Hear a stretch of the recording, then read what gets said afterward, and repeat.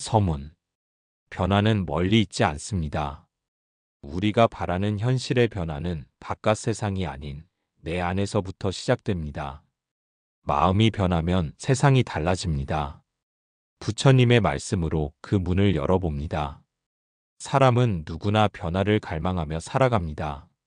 현실이 답답할 때, 관계가 엉켜 있을 때, 노력해도 풀리지 않는 상황 앞에서 사람들은 세상이 바뀌기를, 환경이 달라지기를 바라고 또 바랍니다. 그러나 부처님께서는 세상의 변화를 바라기 전에 먼저 자신의 마음을 들여다보라고 하셨습니다. 모든 것은 마음에서 비롯되고 마음으로 만들어지고 마음으로 이끌려간다. 이 가르침은 단지 철학이 아니라 삶의 실천적 진실입니다. 현실은 내 마음이 쌓아온 결과입니다. 이전 생에서 지은 업과 지금 이 순간의 말과 행동이 내 현실을 찍고 내 인연을 부르고 내 삶을 움직이고 있습니다. 그러므로 변화는 바깥에서 오는 것이 아니라 내 마음의 방향을 바로잡을 때부터 시작됩니다. 현실이 막힐 때는 이미 내 안 어딘가가 흐르고 있다는 신호입니다. 그때 필요한 것은 세상을 탓하는 것이 아니라 내 마음을 다시 보는 일입니다. 부처님께서 일러주신 바른 견해, 바른 말, 바른 행동, 바른 정지는 우리에게 삶을 바꾸는 가장 근원적인 힘이 어디에서 오는지를 가르쳐 줍니다. 그 힘은 거창한 다짐이나 극적인 결심이 아니라 매일매일의 한 생각, 한 말, 한 행동에서 길러지는 것입니다. 이 시리즈에서는 삶이 막힐 때, 관계가 괴로울 때, 욕심이 나를 집어삼킬 때, 어떻게 마음을 다시 바라보고 어떤 태도로 현실을 마주해야 하는지를 부처님의 가르침을 통해 하나씩 짚어가려 합니다. 현실을 바꾸고 싶을 때 먼저 나 자신을 바르게 세울 수 있다면 그것이야말로 가장 큰 변화의 시작입니다. 변화는 멀리 있지 않습니다. 바로 지금 이 순간 내 안의 한 생각에서 시작됩니다. 1편. 현실이 막힐 때는 마음의 방향부터 바꿉니다. 일이 잘 풀리지 않을 때 바꾸어야 할 것은 외부가 아니라 내 마음의 방향입니다. 부처님께서 말씀하신 올바른 견해를 통해 변화의 첫걸음을 시작합니다. 우리는 살아가며 수없이 막히는 길을 마주합니다. 계획한 일이 어그러지고 열심히 노력했는데 결과가 따라주지 않고 사람 관계는 엇나가고 마음은 점점 지쳐갑니다. 그럴 때 사람들은 종종 바깥을 탓합니다. 운이 없었다고 말하고 환경이 나빴다고 말하며 세상이 불공평하다고 느낍니다. 그러나 부처님께서는 그런 순간 먼저 자신의 마음을 바라보라고 하셨습니다. 법구경에 이런 말씀이 있습니다. 모든 것은 마음이 앞서고 마음이 근본이 되며 마음으로 이루어진다. 내 현실이 막혔다면 그 뿌리는 내 마음의 방향이 어긋난 것에서 비롯된 것입니다. 한 노승이 제자에게 이런 말을 들려주었습니다. 길이 막힌다고 느낄 땐 외부의 벽보다 내 안의 벽이 먼저 생긴 것이다. 그 벽은 기대, 불만, 비교, 집착으로 쌓여 있다. 그 벽을 허물지 않으면 아무리 좋은 기회가 와도 보지 못하고 아무리 좋은 사람이 곁에 있어도 알아보지 못한다. 실제로 한 청년이 있었습니다. 그는 몇 번의 사업 실패로 낙심하여 세상이 자신에게 등을 돌렸다고 여겼습니다. 부모 탓, 시기 질투하는 사람들 탓, 환경 탓을 하며 분노와 절망 속에 빠져 살았습니다. 그러다 우연히 절에 들른 날 스님께 한마디를 들었습니다. 너의 현실은 내가 매일 먹은 생각의 밥상이다. 그 말에 그는 처음으로 자신을 돌아보았습니다. 실패한 뒤 매일같이 나는 안 돼, 이래서 못해, 다 남 탓이야. 이런 생각만으로 하루를 채웠던 자신을 마주하게 된 것입니다. 그 순간 그는 알았습니다. 현실이 바뀌지 않았던 것이 아니라 자신이 스스로 같은 방향으로만 마음을 돌리고 있었다는 것을요. 부처님께서는 팔정도의 첫 번째 항목으로 정견을 말씀하셨습니다. 올바른 견해, 즉 바른 마음의 눈으로 현실을 보는 힘입니다. 정견은 눈에 보이는 일의 겉모습이 아니라 그 안에 담긴 원인과 결과, 나의 마음의 반응까지 비추어 보는 지혜입니다. 길이 막혔다고 느낄 때 그 자리에 머물며 괴로워하기보다 왜 이 상황이 반복되는지, 그 안에서 내가 어떤 마음을 품고 있는지를 돌아보는 것. 그것이 바로 정견의 시작입니다. 인생은 방향입니다. 빠르게 가는 것보다 더 중요한 것은 내가 어느 방향을 향해 가고 있느냐입니다. 내가 가는 길이 어긋나 있다면 더 열심히 가는 것은 오히려 더 멀어지는 길입니다. 그럴 땐 걸음을 멈추고 숨을 고르고 내 마음이 어디를 향해 있는지를 조용히 살펴야 합니다. 오늘 이 순간 현실이 막혀 있다고 느껴지십니까? 그렇다면 그것은 인생이 나에게 보내는 메시지입니다. 지금 마음의 방향을 다시 돌아보라는 부처님의 부드러운 가르침입니다. 외부의 문이 닫혀 있을 때 내 안의 문을 다시 여는 것, 그것이 진정한 변화의 첫걸음입니다. 현실을 바꾸는 일은 마음을 바르게 세우는 데서부터 시작됩니다. 2편. 고통이 반복될 때는 업을 멈추는 법을 배워야 합니다. 반복되는 괴로움의 원인은 외부가 아니라 내가 짓고 있는 마음의 습관에서 비롯됩니다. 업을 멈추는 지혜는 괴로움을 끊는 첫 시작입니다. 우리는 삶에서 같은 고통을 되풀이합니다. 사람만 바뀌었을 뿐 같은 상처를 받고, 직장을 옮겨도 또다시 같은 갈등이 생기고, 환경을 바꾸어도 마음의 불안은 계속됩니다. 그럴 때 사람들은 말합니다. 왜 나만 이런 일을 겪는지 모르겠다.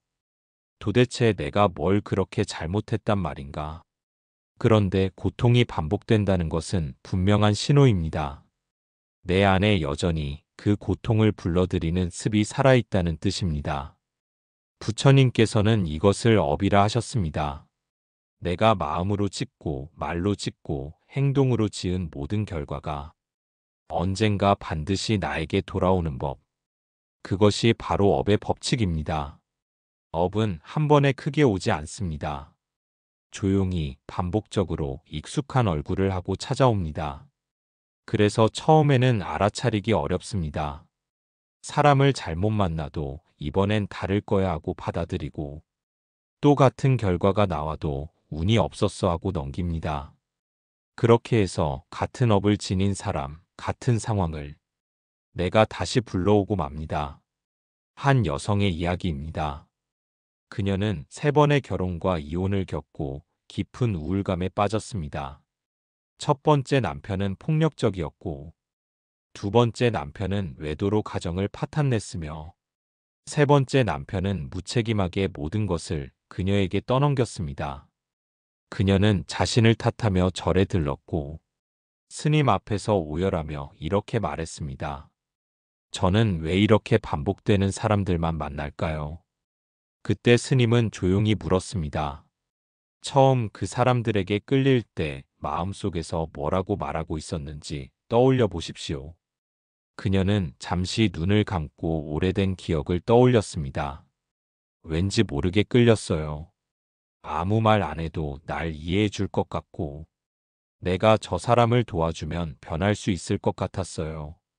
그 말에 스님은 고개를 끄덕였습니다. 그게 바로 업입니다. 그 끌림 자체가 전생에서 혹은 이전 생에서부터 익숙해진 패턴입니다. 그 감정이 나를 그 방향으로 데려갔고, 그 결과가 다시 괴로움으로 돌아왔습니다. 부처님께서는 업의 중단을 말씀하셨습니다. 고통의 원인을 끊기 위해서는 그 고통을 낳는 생각, 감정, 판단의 습을 먼저 알아차려야 합니다. 업을 멈추는 방법은 어렵지 않습니다. 내가 어떤 마음으로 이 선택을 하고 있는가? 이 질문을 매번 스스로에게 던지는 것부터 시작됩니다. 이 일은 좋은가 보다 나쁜가 보다. 이 사람이 마음에 든다 싫다. 이런 감정의 앞자락을 붙잡고 조금만 바라보면 그 안에 내가 반복하고 있는 패턴이 있습니다. 업은 타고나는 것이 아닙니다. 순간순간의 선택이 모여 쌓인 결과입니다. 그렇기에 멈출 수도 있고 새롭게 쌓을 수도 있습니다. 아한경에는 이런 말씀이 나옵니다. 만일 그대가 지금의 고통이 괴롭다면 지금 이 자리에서 그대를 괴롭게 했던 마음을 다시 짓지 말라.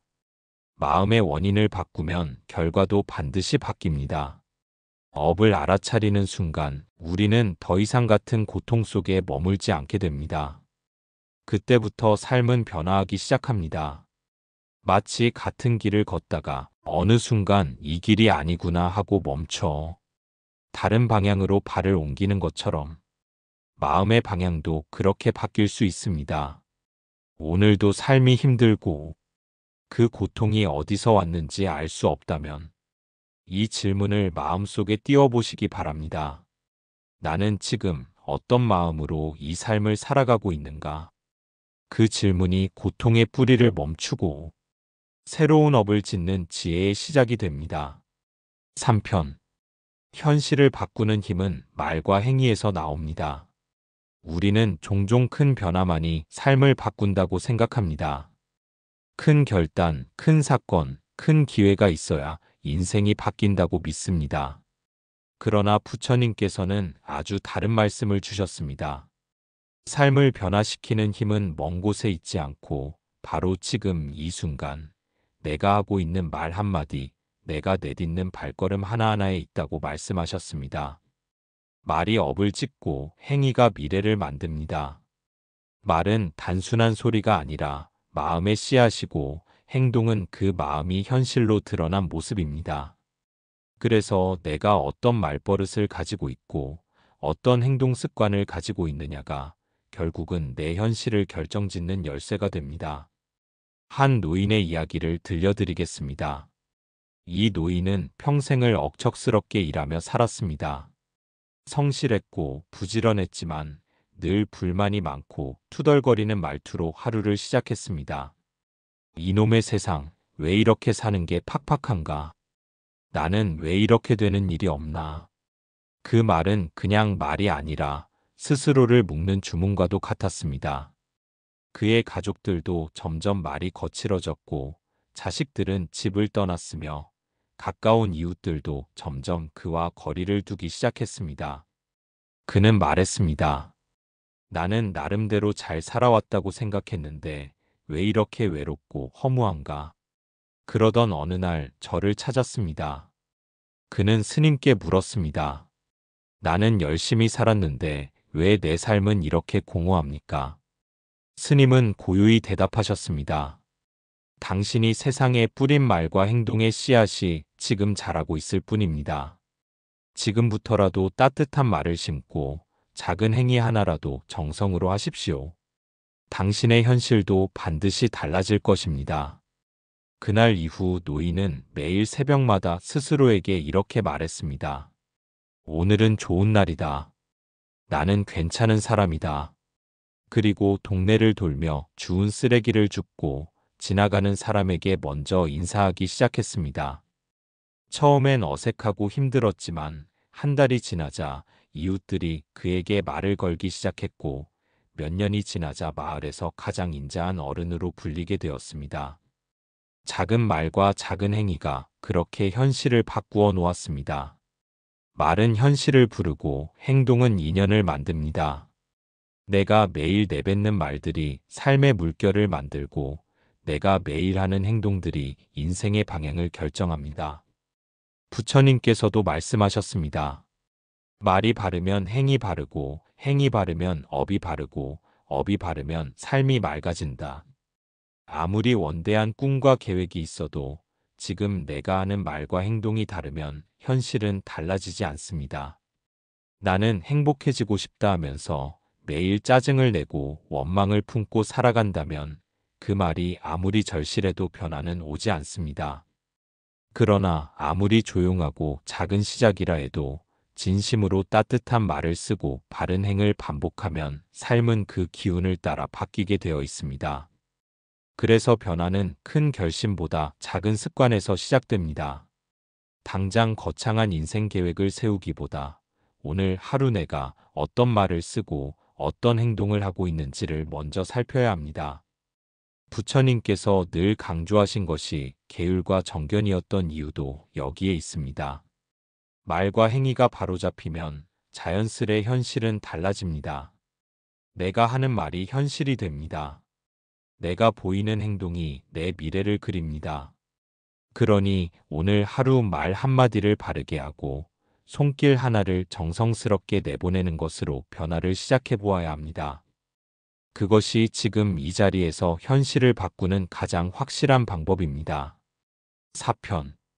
사람을 바꾸려 말고 인연을 다시 바라봐야 합니다. 살다 보면 마음을 상하게 하는 사람을 만나게 됩니다. 가까운 사이인데도 상처를 주고받고 기대했던 사람인데도 뜻대로 되지 않아 괴로워질 때가 많습니다. 그럴 때 우리는 이런 생각을 하곤 합니다. 저 사람만 좀 바뀌면 내 마음이 편해질 텐데 왜 저 사람은 내 마음을 몰라주는가? 그러나 부처님께서는 말씀하셨습니다. 남을 바꾸려 하지 말고 그 인연을 바라보는 자신의 마음부터 살펴야 한다. 사람을 바꾸는 일은 내 손에 달려있지 않습니다. 그 사람의 성격, 그 사람의 말투, 그 사람의 업식은 그 사람이 지어온 결과입니다. 그걸 내가 바꾸려고 하면 결국은 갈등이 깊어지고 내 마음만 병듭니다. 더 깊은 괴로움은 왜 하필 나에게 이런 인연이 왔는가 하는 데서 비롯됩니다. 그러나 인연에는 우연이 없습니다. 부처님께서는 모든 인연이 과거의 업으로부터 이어져 온 것이라고 하셨습니다. 지금 만나는 그 사람도 그 관계의 모양도 다 지난 생의 인연으로부터 온 것입니다. 그러니 인연이 힘들다고 사람만 탓하면 안 됩니다. 어쩌면 그 인연은 내가 갚아야 할 빚일 수도 있고 놓아야 할 고리일 수도 있으며 배우고 떠나야 할 연습 문제일 수도 있습니다. 바꿔야 하는 건 그 사람의 성격이 아니라 그 인연을 바라보는 나의 태도입니다. 한 젊은이가 있었습니다. 그는 직장에서 유독 자신에게만 트집을 잡는 상사 때문에 괴로워하며 저를 찾았습니다. 스님께 말했습니다. 왜 그 사람은 저를 그렇게 미워합니까? 저는 나름대로 열심히 하고 있습니다. 스님은 조용히 묻습니다. 그 상사를 대할 때 당신의 마음은 어떠했습니까? 젊은이는 대답했습니다. 처음엔 존중하려 했습니다. 그런데 반복되는 트집에 점점 마음이 다쳤습니다. 스님은 고개를 끄덕이며 말씀하셨습니다. 그 마음이 바로 현실이 됩니다. 인연은 거울과 같아서 내가 미운 마음을 품으면 상대도 거칠어지고 내가 벽을 세우면 상대도 문을 닫게 됩니다. 그날 이후 젊은이는 상사를 바꾸려는 노력을 내려놓고 자기 마음을 살피기 시작했습니다. 예전보다 말수는 줄이고 묵묵히 자기 일에 정성을 쏟았습니다. 상사에 대한 감정을 내려놓고 담담한 마음으로 거리를 두기 시작했습니다. 놀랍게도 몇 달 후 상사의 태도도 점차 부드러워졌고 이후에는 의외로 진솔한 대화를 나눌 수 있는 사이로까지 바뀌게 되었습니다. 그 젊은이는 말했습니다. 상사가 변한 게 아니라 제가 먼저 내 마음을 바꾸니 그 인연이 달라졌습니다. 인연을 다시 바라보는 데는 세 가지 지혜가 필요합니다. 첫째, 맺어야 할 인연과 끊어야 할 인연을 구분하는 안목입니다. 어떤 인연은 참고 이어야 하지만 어떤 인연은 놓아야 할 때가 있습니다. 무조건 참고 끌고 가는 것이 능사가 아닙니다. 지나친 인내는 괴로움을 키우고 내려놓음은 자유를 줍니다. 둘째, 거리를 조절할 줄 아는 지혜입니다. 모든 인연이 가까울 필요는 없습니다. 거리가 있을 때 더 건강해지는 관계도 있습니다. 가까워서 상처 주는 관계라면 한 걸음 물러나는 용기도 필요합니다. 셋째, 그 인연이 나에게 전하는 메시지를 읽는 통찰력입니다. 나를 괴롭히는 사람이 아니라 나를 돌아보게 해주는 인연일 수 있습니다. 그 인연을 통해 나의 미련을 보고 나의 아집을 보고 나의 욕심을 볼 수 있다면 이미 그 인연은 나를 성장시킨 것입니다. 인연이 괴로울수록 사람을 바꾸려 하지 말고 그 인연을 어떻게 맺고 있는지를 돌아보아야 합니다. 혹시 내가 붙잡고 있는 것은 없었는지, 내가 먼저 기대와 기준을 만들고 얽매였던 것은 아니었는지 살펴야 합니다. 부처님께서 말씀하셨습니다. 인연이란 머물지 않고 흐르는 것이니 그 흐름에 머무는 욕심을 내려놓을 줄 알아야 한다. 모든 인연은 머물지 않습니다. 맺고 머물고 흩어지고 떠나는 그 과정이 다 인연입니다. 그러니 억지로 사람을 바꾸려 하지 말고 그 인연을 맑은 눈으로 다시 바라보는 것, 그 지혜가 진짜 관계를 맺는 길입니다. 5편. 욕심을 놓으면 새로운 문이 열립니다. 사람들은 인생이 막혔다고 느낄 때 무엇을 더 채워야 할지를 먼저 생각합니다. 더 열심히 해야 하나, 더 가져야 하나, 더 관계를 넓혀야 하나 고민하며 바깥으로만 방향을 둡니다. 그러나 부처님께서는 이와는 정반대의 말씀을 하셨습니다. 채우려 하지 말고 먼저 비워야 한다. 비워야 채워진다. 욕심을 놓아야 새로운 문이 열린다. 욕심이란 무엇입니까? 욕심은 아직 오지 않은 미래를 미리 움켜쥐려는 마음입니다. 이미 있는 것에 감사하지 못하고 아직 없는 것에 마음을 빼앗기는 상태입니다. 그 마음이 있으면 사람은 끊임없이 불안해지고 가진 것도 부족하게 느껴집니다.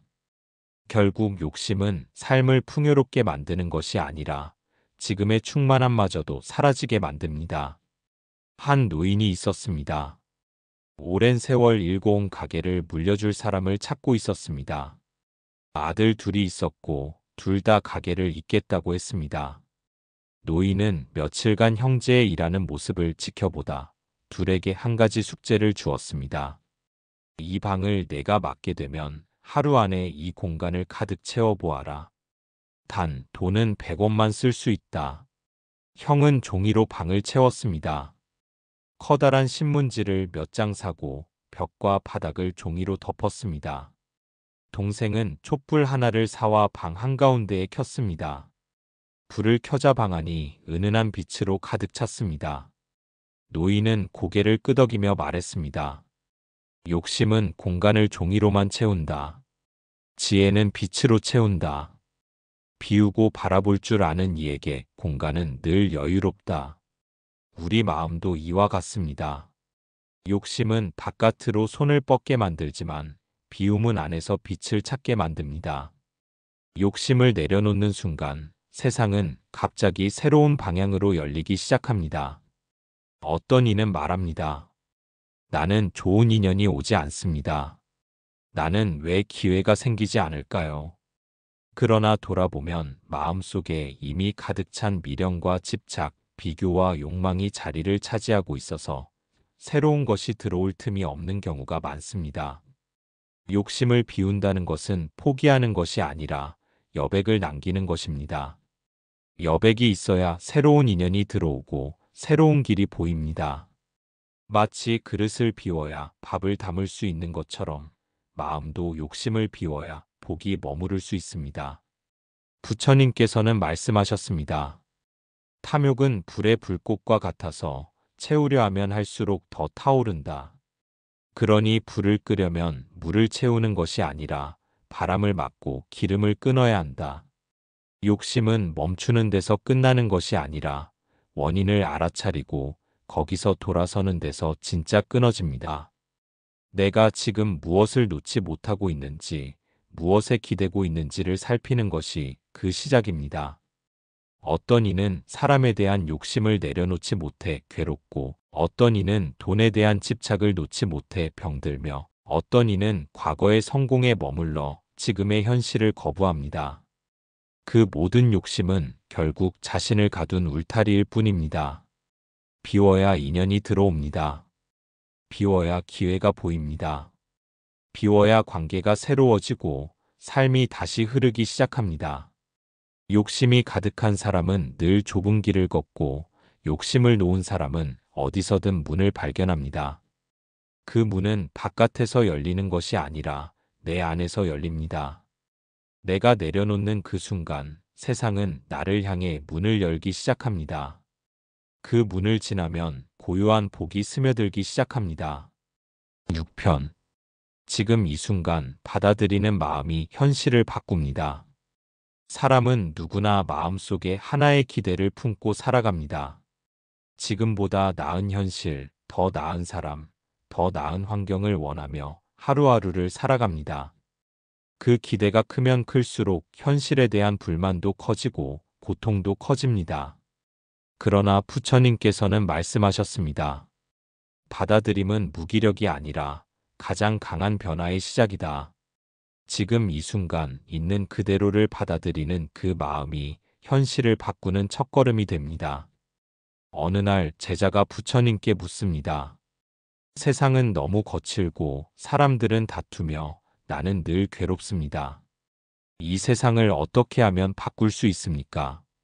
부처님은 조용히 제자에게 물 한 그릇을 주며 말씀하셨습니다. 이 물의 색이 맑지 않다 하여 억지로 휘저으면 더 탁해지느니라. 그저 내려놓고 가만히 바라보면 언젠가 스스로 맑아진다. 받아들임은 외면이 아닙니다.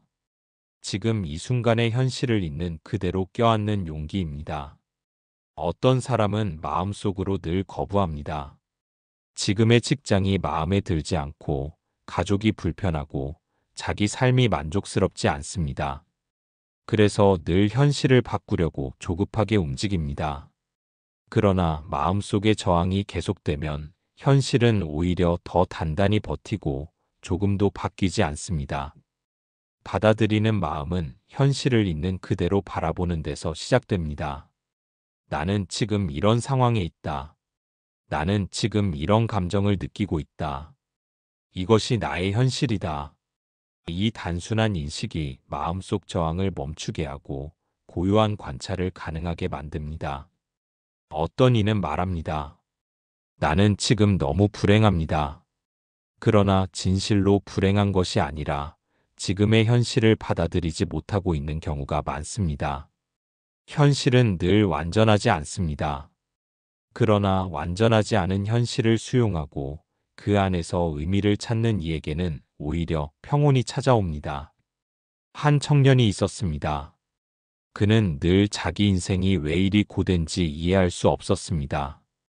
어릴 적부터 집안 형편은 넉넉하지 않았고 하고 싶은 일도 여의치 않았습니다. 그는 왜 나만 이럴까라는 질문을 품고 살았습니다. 그러던 어느 날 우연히 절에 들르게 되었습니다. 그곳에서 한 노스님이 조용히 차를 따르며 이런 말씀을 하셨습니다. 너무 많이 바라보려 하지 말고 지금 눈앞에 있는 것을 한번 꼭 껴안아 보게. 그 순간부터 삶은 아주 조금씩 달라지기 시작할 걸세. 그 말에 청년은 처음으로 자기 인생을 내려다보았습니다. 내가 겪은 가난, 외로움, 서러움이 모두 나였구나. 그는 현실을 바꾸기보다 현실을 품기 시작했습니다. 그리고 그 품는 마음에서 오히려 삶이 조용히 풀리기 시작했습니다. 받아들인다는 것은 포기하는 것이 아닙니다. 있는 그대로를 인정하고 그 위에서 삶을 다시 시작하는 것입니다. 거부하면 힘이 빠지고 받아들이면 힘이 생깁니다. 거부는 고통을 키우고 받아들임은 자비를 키웁니다. 현실을 바꾸고 싶다면 먼저 지금 이 순간의 삶을 그대로 끌어안는 연습부터 시작해야 합니다. 부처님께서는 관세음보살이라는 이름을 주셨습니다. 세상의 소리를 그대로 듣고 그 소리 속으로 들어가는 마음을 주신 것입니다. 거부하지 않고 왜곡하지 않고 있는 그대로 들을 줄 아는 마음. 그것이 곧 자비이며 지혜이며 해탈의 길입니다. 지금 이 자리에서 마음이 흔들리고 있다면 그 흔들림마저 받아들여야 합니다. 그것이 내 삶이고 그것이 나의 현실이기 때문입니다. 이 현실을 외면하지 않고 마주하는 마음이 결국 가장 깊은 변화의 시작이 됩니다. 받아들임은 마음속에서 조용히 피어나는 지혜입니다. 그 지혜가 있을 때 비로소 인연은 정화되고 고통은 다스려지며 현실은 새롭게 바뀌어가기 시작합니다. 7편. 모든 변화는 지금 이 자리에서부터 시작됩니다. 삶의 변화는 거창한 결심에서 출발하지 않습니다. 거대한 목표나 멀리 있는 미래가 아니라 바로 지금 이 순간, 이 자리에서 시작됩니다. 부처님께서는 지금 여기에서 마음을 바로하라 하셨습니다. 과거는 이미 지나갔고 미래는 아직 오지 않았습니다. 진짜 삶은 언제나 이 현재에 머물러 있습니다. 어느 스승께서 제자에게 말씀하셨습니다. 길을 걷는 사람은 걷는 바로 그 발걸음에 집중한다. 먼 산을 바라보다가 발걸음을 멈추면 길은 더 멀어진다. 지금 이 발걸음을 어떻게 내딛느냐가 내일의 길을 만듭니다. 삶이 바뀌지 않는다고 느껴질 때 바꾸려 애쓸수록 마음은 더 흔들리고 지칩니다. 그럴수록 지금 이 자리에서 마음의 중심을 잡는 일이 중요합니다. 숨을 고르고 마음을 가라앉히고 자신을 있는 그대로 받아들이는 것. 그 단순한 행위가 가장 근본적인 변화의 시작입니다. 한 노인은 늘 인생을 후회하며 살았습니다. 그는 세월을 탓했고 기회를 놓친 자신을 탓했습니다.